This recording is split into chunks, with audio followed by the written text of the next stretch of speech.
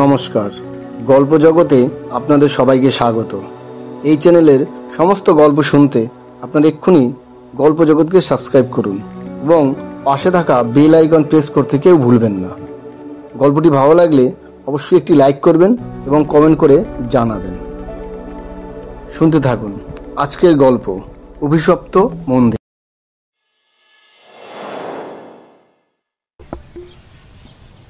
কিরে ওর কত বেলা হলো দেখেছিস? পড়ে পড়ে খালি ঘুমানো। আর একটু ঘুমোতে দে না দাদা। 9:30 বাজে, এরপরে যদি বিছানায় থাকিস না তাহলে সকালে খাবারটা আর পাবি না। তাছাড়া কালকে যে বললি আমাকে আর তৃষাকে বিয়ের আগেই ফ্রি হানিমুন করাতে নিয়ে কোথায় একটা নিয়ে যাবি। কথাটা শুনেই এক লাফে বিছানা ছেড়ে উঠে পড়ল রোহন। মনে পড়ে গেল দাদাকে দেয়া কথা। শোন দাদা, আমি একটা জিনিস ভাবছি তোকে আর আমার হবু বৌদি তৃষাকে ফ্রি হানিমুন করাতে একটা সুন্দর জায়গায় নিয়ে যাব। যাবি তো? দাদা উত্তরে বলেছিল, যাব, তবে যেমন তেমন জায়গায় নয়। আরে না না, একটা অদ্ভুত মন্দিরে নিয়ে যাব, সেখানে দুদিন থাকবো। অদ্ভুত কেন? সেটা বল।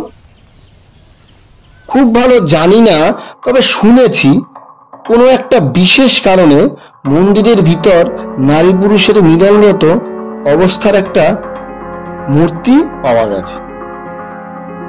অনেক মূর্তি আছে, অবশ্য একটা বলা ভুল, অনেকগুলো আছে। যাওয়ার প্রস্তুতি কর, তৃষাকে আমি জানাচ্ছি। রোহন আর রতন দুই ভাই। রতন বড়। কিছুদিন আগেই তৃষার সাথে রতনের বিয়ে ঠিক হয়েছে। রোহন সেই আনন্দে তার দাদা আর বৌদিকে অন্ধ্রপ্রদেশের চুরুট নামক এক গ্রামে মন্দির দেখাতে নিয়ে যাওয়ার কথা বলেছে। সেই মতো 3টে টিকিট বুক করে নিয়েছে রোহন। শনিবার রাত 11টায় ওরা হাওড়া স্টেশনে পৌঁছে ওরা ট্রেন ধরলো।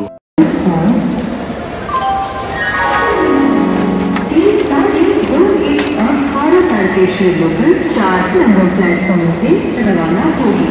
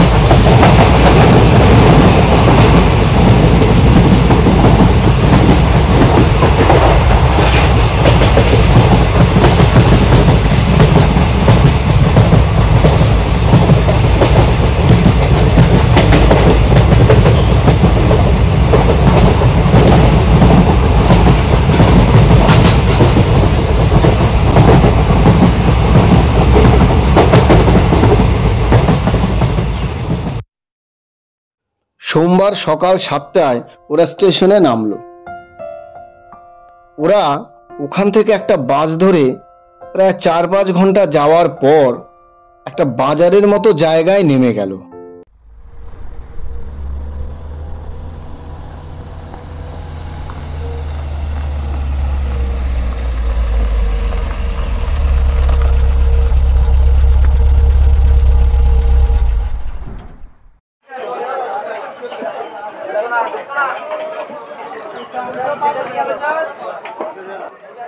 বাজারটা খুবই ছোট, হাতে গোনা কয়েকটা মুদি দোকান, মাটির উপর খড় দিয়ে বানানো চাটাইয়ের উপর মাঠ থেকে আনা সবজি বিক্রি করছে কিছু চাষি। রোহন এক চাষিকে জিজ্ঞেস করলো, দাদা, চুরুট গ্রামটা এখান থেকে কত দূর? চুরুট গ্রাম? সেটা মেলা দূর। কিভাবে যাব যদি একটু বলেন? যাওয়ার জন্যই তো গরুর গাড়ি লাগবে। রতন কথাটা শুনেই বলে উঠল, গরুর গাড়ি? এই একবিংশ শতকে যাওয়ার জন্য গরুর গাড়ি? কেন, অন্য যানবাহন নেই? কি যে কয়েন দাদা বাবুরা, এটা আপনাকে শহর না, এককালে আদি গ্রাম। এইখানে যানবাহন পাইবেন কই? গরুর গাড়িতেই আপনাকে যাইতে হইব। রোহন রতনকে বলে, আহ দাদা, এভাবে বলছিস কেন? গরুর গাড়িতে যেতে হবে তো ভালো। দেখ, আমরা এর আগে কোনোদিন তো গরুর গাড়ি চাপিনি, এটাই সুযোগ। সেটা চাপা হয়ে যাবে। শহরে তুই লাখ টাকা দিলেও গরুর গাড়ি চাপতে পারবি না। বড় জোর পেট্রোলের গাড়িতেই চাপতে হবে। গরুর গাড়ি তো ভালো, পরিবেশ বান্ধব, কোনো পলিউশন নেই, সুন্দর হেলতে দুলতে যাব, তাই না? বৌদির কোনো অসুবিধা হয়ে গেলে তো মনে হয় না। কি বলো বৌদি? না, আমার অসুবিধা নেই। রতন, তুমি চলো, গরুর গাড়িতেই চলো। সবজি বিক্রেতা একটা লোককে ডেকে বলল, আরে তোর গরুর গাড়িতে বাবু গো বিয়া চুরুট গ্রামে। ওরা তিনজন উঠে বসলো। হারু একটা শব্দ করলো, অমনি গরু দুটি গাড়িটি নিয়ে চলতে শুরু করলো।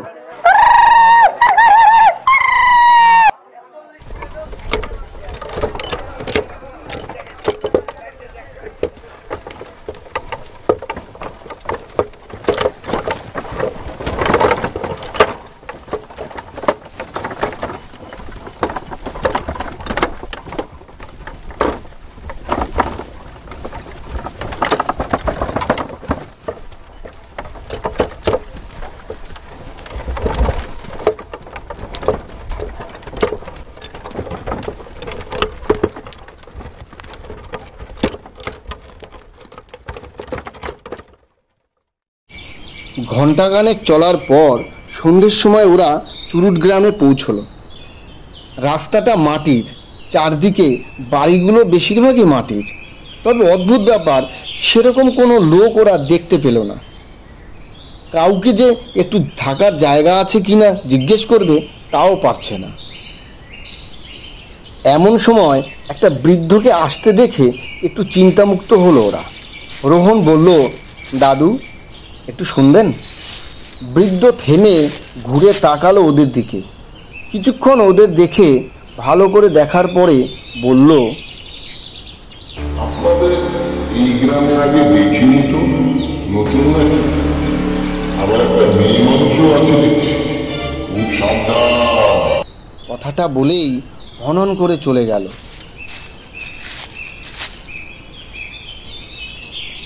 যা বাবা, কি অদ্ভুত লোক! আমার কোনো কথা না শুনে হনন করে চলে গেল। সে একটু অবাক হয়ে বলল, আমায় দেখে বললো কেন মেয়ে মানুষ আছে, সাবধান? কোনো বিপদ নেই তো? ছাড়ো তো, আধবুড়োর কথা কি বলতে কি বলেছে। মনে হয় এই গ্রামে বেশি মহিলা নেই, আর থাকলেও তোমার মতো সুন্দরী নেই। গ্রামের পুরুষরা দেখলে হয়তো অবাক হয়ে তোমার সাথে কথা বলতে চাইবে। তাই মনে হয় তাদের সতর্ক করার জন্য বলেছে। তুমি কিছু ভেবো না, সামনে এগিয়ে চলো, সন্ধে পেরিয়ে রাত হতে চলল। এক্ষুনি একটা থাকার ব্যবস্থা না করতে পারলে রাতটা গ্রামের এই মাটির রাস্তায় কাটাতে হবে। ওরা এগিয়ে চলল।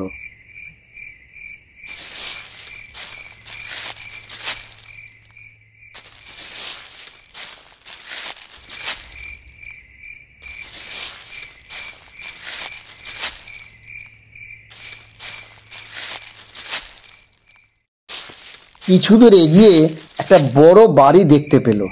বাড়িটা দুতলা। গ্রামের অন্যান্য বাড়ির মতো কাঁচা না, পাকা।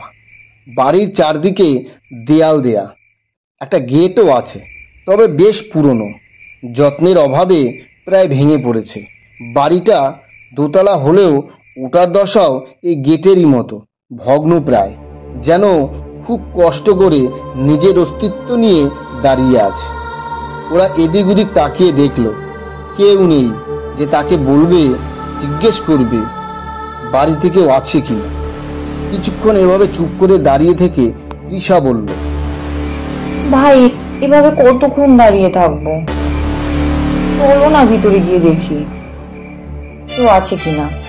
এভাবেই দাঁড়িয়ে থাকতে হবে সারা রাত। তোর বৌদি ঠিকই বলেছে, চল ভিতরে গিয়ে একবার দেখাই যাক না কি হয়। দাদার কথা শুনে রোহন একটু সাহস পেয়ে গেট ধরে ঠেলে দেয়।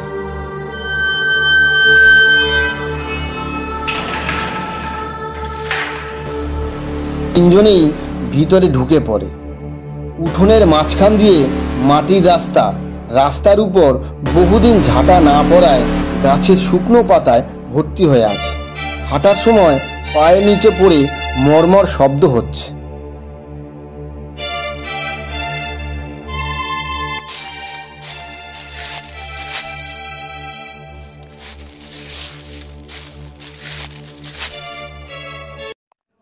ওরা ঘরের সামনে গিয়ে দাঁড়ালো। বাইরেটা যেরকম নিকষ কালো অন্ধকার, ঘরের মধ্যেটাও সেই রকম, কোনো আলোর চিহ্ন নেই। রোহন একটু চুপ করে ডাক দিল, কেউ আছেন? একটু শুনবেন? একটু পরে দরজা খুলে দাঁড়ালো এক বৃদ্ধ।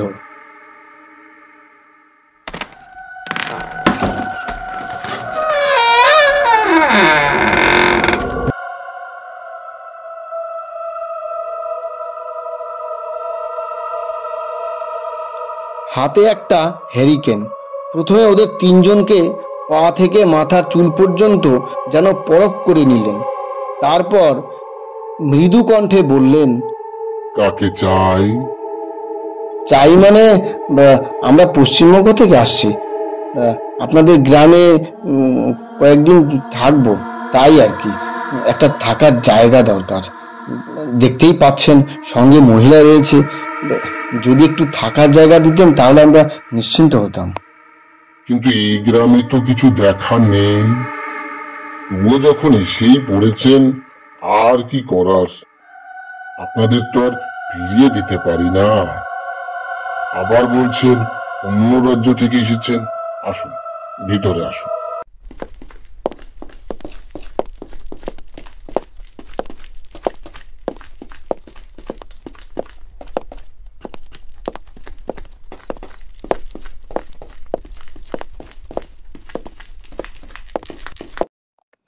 ওরা বৃদ্ধের পিছন পিছন ঘরে ঢুকলো। বৃদ্ধ একটা বড় ঘরে নিয়ে গেল। আপনারা এখানে বসুন, পাশেই হাত মুখ ধোয়ার জায়গা আছে। আপনারা হাত মুখ ধুয়ে নিন, আমি রাতের খাবারের ব্যবস্থা করি, কেমন? ওরা হাত মুখ ধুয়ে এসে ছড়ানো চেয়ারগুলোতে বসলো আর ঘরটা ভালো করে দেখলো। ঘরটা যেরকম বড় সেরকমই ঘরের জিনিসও বিস্তর। একটা বড় আয়না, দেয়ালে টাঙানো বড় বড় আগেকার মানুষের তৈলচিত্র। ঘরের ছাদে মাঝখানে একটা পুরনো দিনের ঝাড়বাতি, তবে বিদ্যুৎ না থাকায় সেটা শুধুমাত্র ঘরের শোভা বাড়াচ্ছে, আলোর চিহ্ন মাত্র নেই। তবে কোনো এক কালে যে ঝাড়বাতিটি আলো ছড়াতো তা বোঝা যায়। বৃদ্ধ ঘরে এসে ঢুকলো। এবার ওরা বৃদ্ধকে ভালোভাবে দেখলো। বয়স আন্দাজ ৮০-র বেশি, তবে শরীরটা এখনো খুব একটা ভাঙেনি। মাথায় চুল নেই বললেই চলে, শুধু পিছন দিকে কয়েক গোছা রয়েছে। তাও সনের মতো সাদা।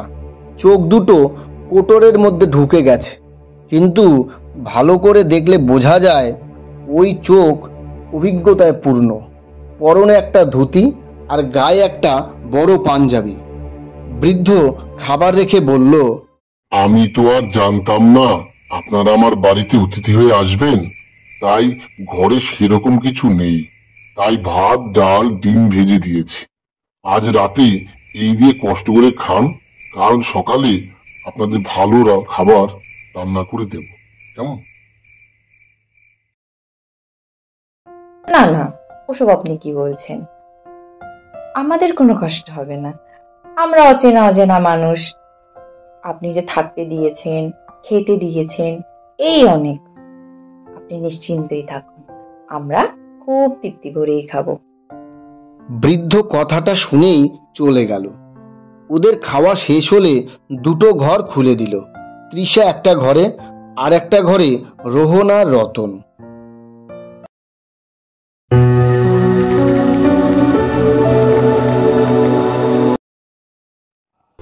পরদিন সকালে বৃদ্ধ ওদের জন্য খাবারের ইলাহি বন্দোবস্ত করলো। ঘিয়ে ভাজা লুচি, ছোলার ডালের ঘুগনি, সঙ্গে 4 রকম মিষ্টি, সাথে মিষ্টি দই। ওরা খেতে খেতে বৃদ্ধকে বলল, আপনাদের এই গ্রামে একটা মন্দিরের খোঁজ পেয়ে এসেছি, ওই মন্দিরটা দেখার ব্যবস্থা করে দিন। সাথে সাথে বৃদ্ধের সিদ্ধারা বেয়ে একটা ঠান্ডা স্রোতের ধারা উপর থেকে নিচে নেমে গেল।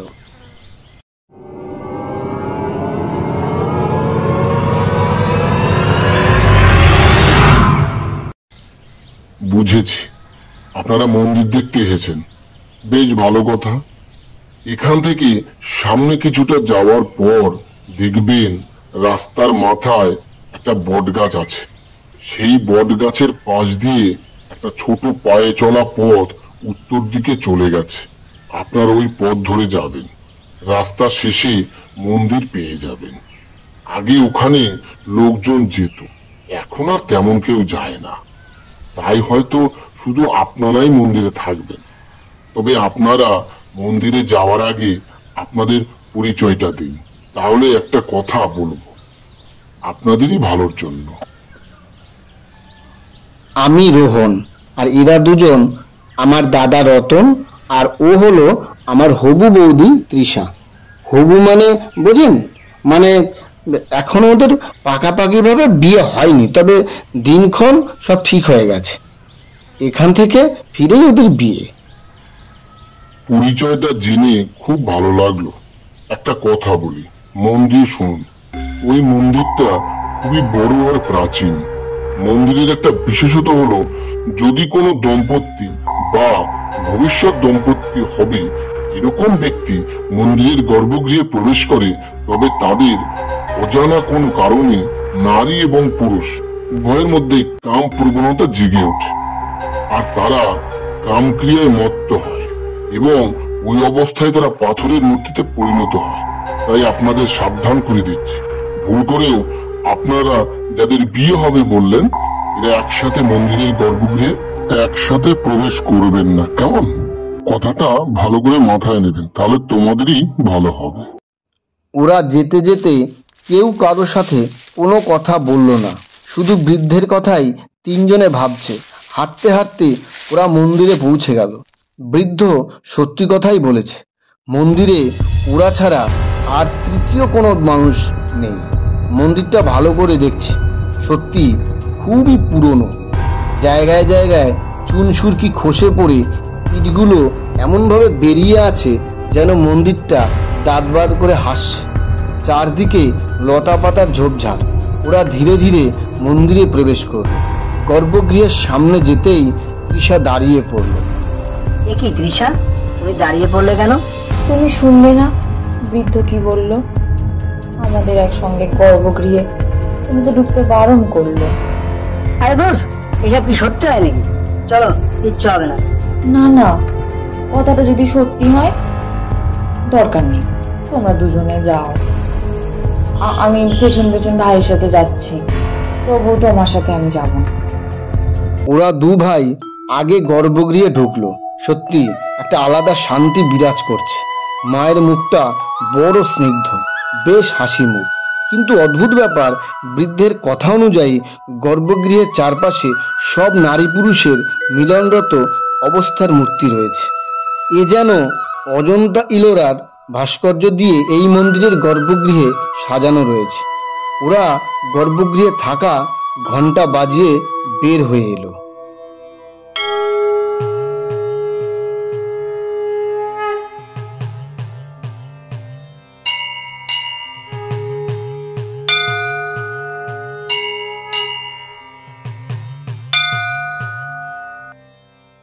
ওরা বেরিয়ে আসার পর তৃষা গর্ভগৃহে দেখে এলো।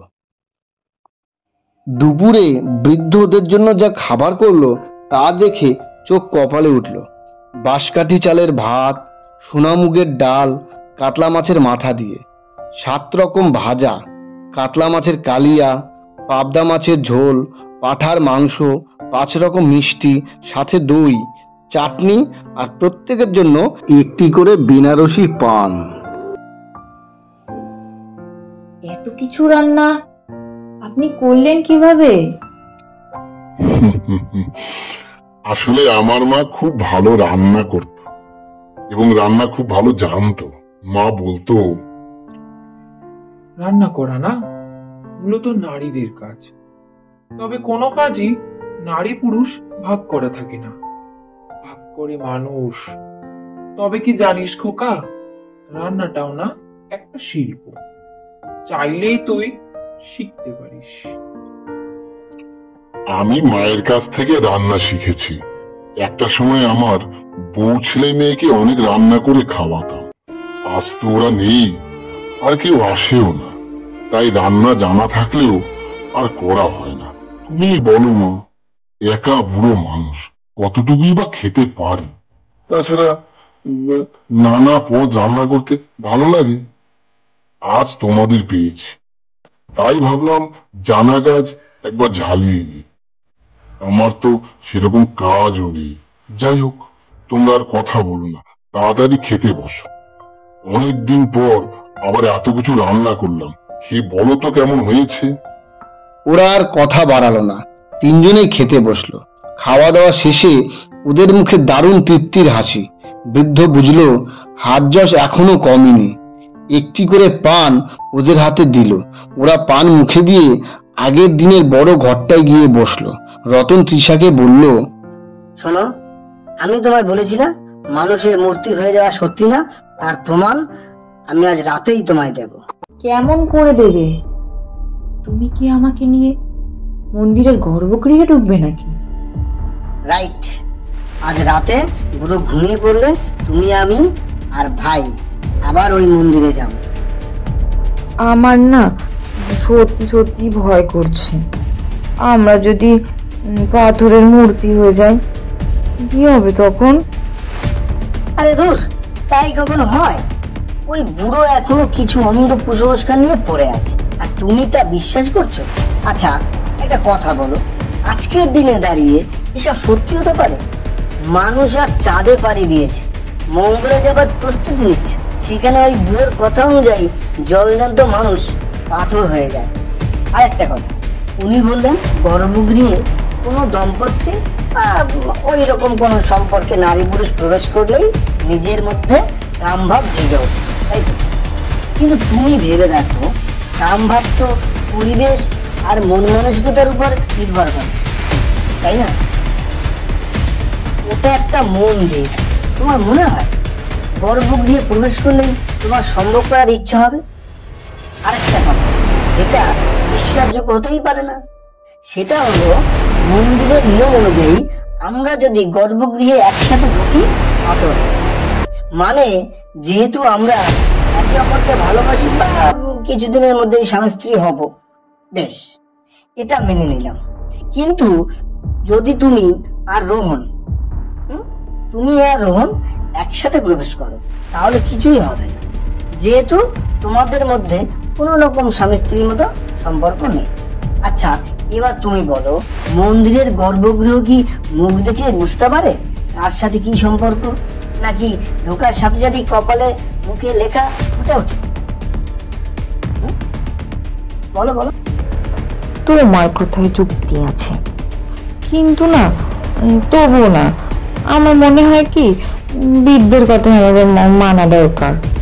কিন্তু খারাপ কিছু হলে কি কিছু করতে পারবে তুমি? আরে কিচ্ছু হবে না, ওই বুড়ো যে মিথ্যে বলেছে সেটা প্রমাণ করতেই তো আজ রাতে মন্দিরে যাব। রোহন, তুই কি বলিস? তুই ঠিকই বলেছিস দাদা। আমারও মনে হয় যদি কখনো এসব সত্যিকারের হয়েও থাকে, আজ আর এসবের কোনো অস্তিত্ব নেই। আমরা আজ রাতেই যাব। বৌদি, তুমি কোনো টেনশন করো না, আমরা আছি, কিচ্ছু হবে না।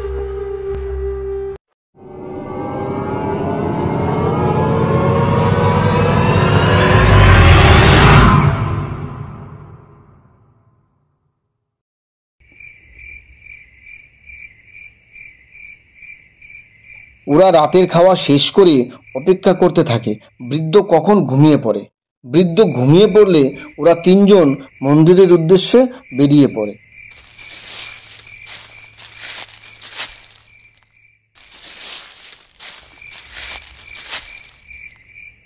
ওরা তিনজন খুব নিঃশব্দে মন্দিরে পৌঁছে যায়।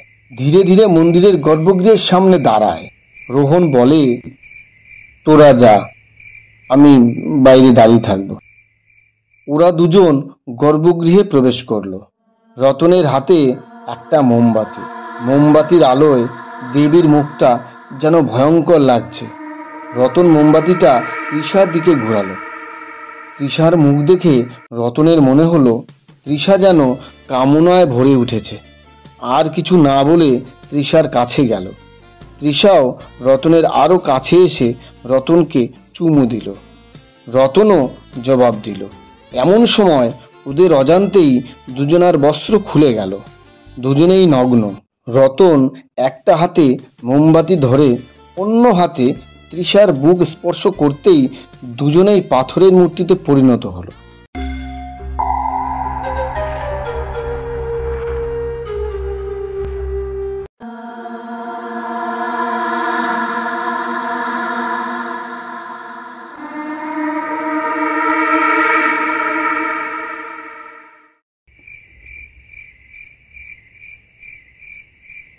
এক ঘন্টা কেটে যাবার পরও যখন রতন তৃষা ফিরে এলো না, রোহন চিন্তায় পড়ে গেল।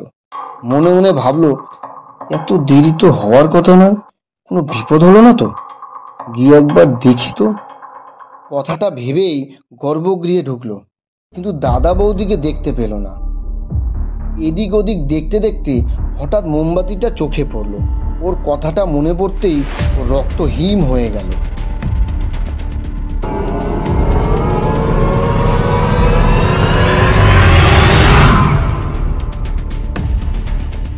দাদার হাতে যে মোমবাতিটা ছিল ওটা সেই মোমবাতি।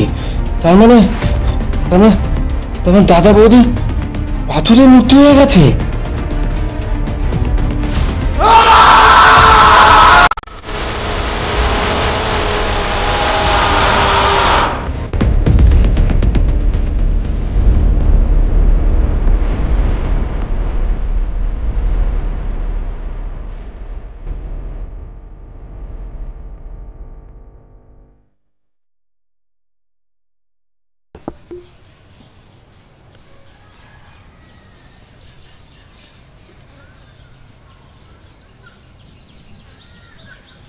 রোহন যখন চোখ খুলল তখন সকাল। রোহন চোখ খুলেই দেখল ও মন্দিরের গর্ভগৃহে শুয়ে আছে। উঠেই দাদা বৌদির মূর্তি দুটো চোখে পড়ল। হাউমাউ করে কেঁদে উঠল রোহন।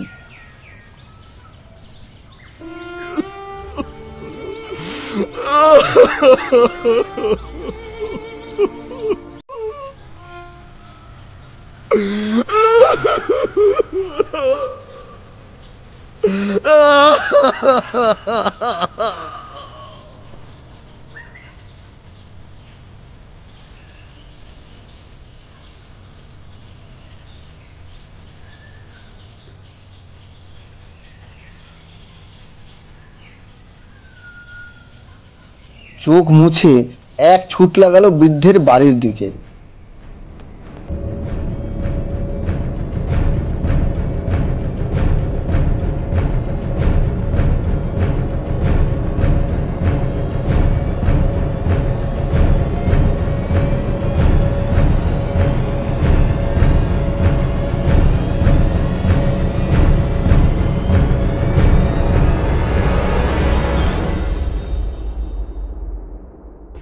বৃদ্ধের বাড়ি যখন পৌঁছলো, বৃদ্ধ তখন দরজার সামনে দাঁড়িয়ে। ও কিছু বলতেই যাবে, এমন সময় বৃদ্ধ থামিয়ে বলল, আমাকে কিছুই বলতে হবে না। কাল দুপুরে যখন তোমরা তিনজন একসাথে বসে আস্তে আস্তে কথা বলছিলে না, তখনই বুঝেছিলাম কিছু একটা গন্ডগোল তোমরা করবে। আবার ভাবলাম তোমরা হয়তো নিজেদের ব্যক্তিগত কথা বলছো, তাই আমি মিথ্যেই ভয় পাচ্ছি। কিন্তু সকালে উঠে যখন দেখলাম তোমরা ঘরে নেই, তখনই বুঝেছি আমার সন্দেহই ঠিক। তোমরা আমার কথাটা বিশ্বাস করোনি, তাই আমার কথা মিথ্যা প্রমাণ করার জন্য কাল রাতে আমি ঘুমিয়ে পড়ার পর তোমরা ওই মন্দিরে গেছো এবং তোমার দাদা আর বৌদি গর্ভগৃহে ঢুকেছে আর পাথরের মূর্তি হয়ে গেছে, তাই তো? তোমরা যে আমার কথা বিশ্বাস করোনি সেটাই স্বাভাবিক, কারণ বিশ্বাস করাই অস্বাভাবিক। কারণ তোমরা শহরের আলোতে থাকা উন্নতির শিখরে পৌঁছে যাওয়া জায়গার মানুষ। কিন্তু একটা কথা মনে রাখবে, এটা একটা প্রত্যন্ত গ্রাম। এখানে সূর্যের আলো ছাড়া অন্য আলো প্রবেশ করতে পারেনি, তাই তোমাদের শহরে যেটা অসম্ভব, এই আলোহীন অন্ধকার এলাকা গ্রামে সেটা সম্ভব। তোমার মনে হচ্ছে একটা মানুষ কি করে পাথরে পরিণত হতে পারে, তাই তো? পারে। একনিষ্ঠ ভক্তের অভিশাপ কখনো মিথ্যা হয় না। বসো, আগে একটু চা খেয়ে নাও। জানি চা খাওয়ার মতো মনের অবস্থা তোমার নেই। দেখো, যা হওয়ার হয়ে গেছে, সেটা তুমি বা আমি কেউই পরিবর্তন করতে পারবো না। বৃদ্ধ বলেই এক কাপ চা রোহনের হাতে দিয়ে বললেন, তোমার দাদা বৌদিকে ফিরিয়ে দিতে আমি পারবো না, কিন্তু কেন এরকম হয়েছে সেটা তোমায় বলতে পারি। মন শান্ত করে আমার কথা শোনো। এই মন্দিরটা দশম মহাবিদ্যার শেষ দেবী মা কমলার। বহুকাল আগে এই গ্রামে নিশান দেবরাজ নামে এক জমিদার ছিলেন। তিনি ছিলেন প্রচন্ড ধর্মপরায়ণ, প্রজাবৎসল। তিনি একদিন ঘুমে স্বপ্নাদেশ পান এই গ্রামে মা কমলার মন্দির প্রতিষ্ঠা করে তাকে যেন নিত্য পূজা করা হয়। জমিদার সেই মতো মা কমলার মন্দির প্রতিষ্ঠা করলেন, যে মন্দিরটা তোমরা দেখছো। মন্দির প্রতিষ্ঠার পর মন্দিরের পুরোহিত হিসেবে নিযুক্ত করলেন গোপাল কৃষ্ণ চক্রবর্তীকে। পুরোহিত বিবাহিত ছিলেন, তবুও ব্রাহ্মণ হয়েও নারীর প্রতি ছিল তার অমোঘ আকর্ষণ। অন্যদিকে জমিদার ছিলেন নিঃসন্তান। তিনি একটু বেশি বয়সে বিবাহ করেন। তার স্ত্রী ছিল অল্প বয়সী এবং অতীব সুন্দর। জমিদার বাড়িতে প্রথম দিন প্রবেশ করেই পুরোহিত বিভিন্ন কথার মাধ্যমে জমিদার পত্নীর মন জয় করে নিয়েছিলেন।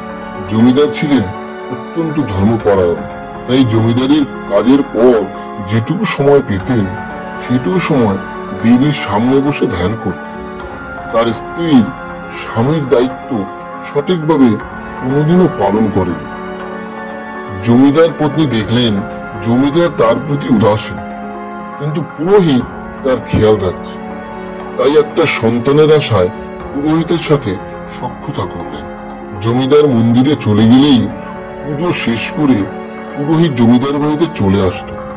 জমিদার সেটা জানত, কিন্তু জমিদার কোনো সন্দেহ করত না, কারণ তিনি ছিলেন অতিশয় সজ্জন ব্যক্তি, সবাইকেই নিজের মতো করে ভাবত। আর এই সুযোগে পুরোহিত ও জমিদার পত্নী মিলিত হত। জমিদার পত্নী সন্তান লাভের আশায় পুরোহিতের সাথে সঙ্গম করত, কিন্তু পুরোহিত নিজের চাহিদা মেটানোর জন্য মিলন করত। আর এই পুরোহিত বুঝেছিল তাকে ভালোবাসে নয়, সন্তানের আশায় তার সাথে জমিদার পত্নী মিলন করে। তাই যাতে এই সুখকর সঙ্গম দীর্ঘ হয়, তাই সন্তান না হওয়ার ঔষধ প্রস্তুত করে শরীর ভালো থাকার কথা বলে জমিদার পত্নীকে খাইয়ে দিত। সেটা বুঝতে পারেনি জমিদার পত্নী। সবকিছু এভাবেই চলছিল। হঠাৎ জমিদারের ভীষণ শরীর খারাপ হয়ে পড়ে। তিনি বিছানায় শয্যাশায়ী হলেন। এর ফলে পুরোহিত এবং জমিদারের স্ত্রী দুজনারই মিলনে বাধা পড়ল। এমনতো অবস্থায় পুরোহিত জমিদার পত্নীকে বুদ্ধি দিলেন, রাতে যখন সবাই ঘুমিয়ে পড়বে তখন মন্দিরের গর্ভগৃহে তারা মিলন করবে, ওখানে নিরাপদ। জমিদার পত্নী তাই করলেন। প্রতি রাতেই জমিদার ঘুমিয়ে পড়ার পর মন্দিরের গর্ভগৃহে তারা মিলিত হতো। জমিদার একদিন মাঝরাতে ঘুম ভেঙে দেখে পাশের তার স্ত্রী নেই। তিনি একটু চিন্তিত হলেন। সকালবেলা তার স্ত্রীকে জিজ্ঞাসা করলেন, কাল রাতে তোমাকে দেখিনি তো, তুমি কোথায় গেছিলে?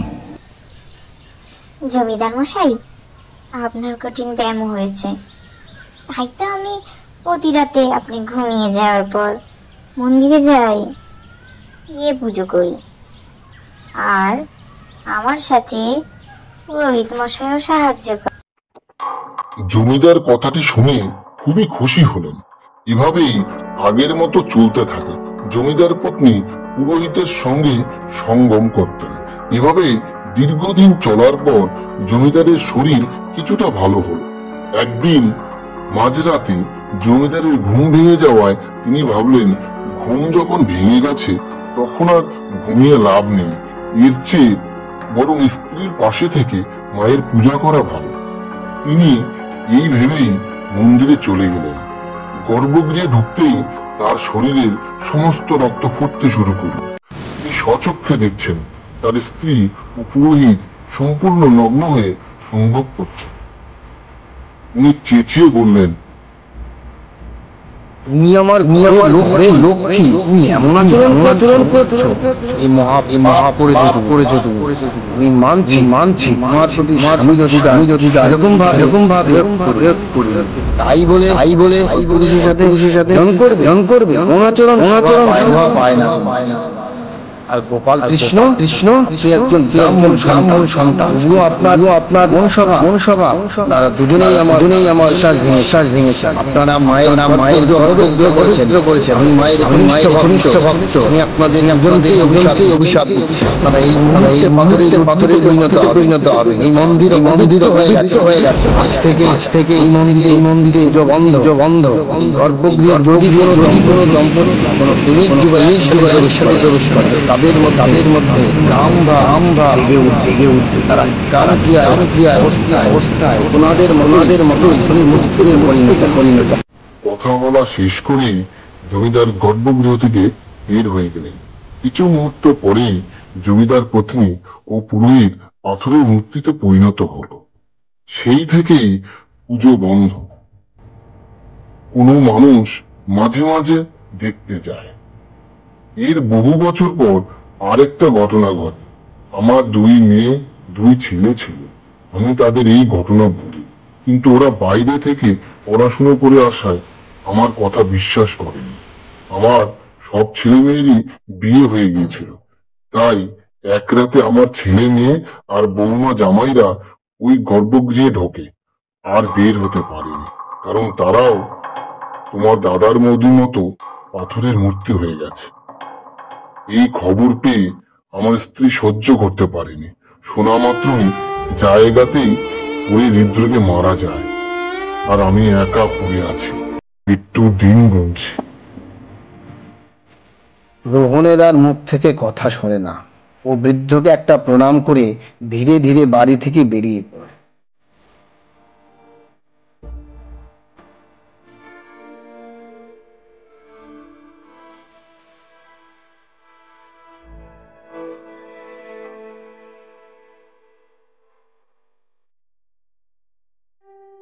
কেমন লাগলো আজকের গল্প?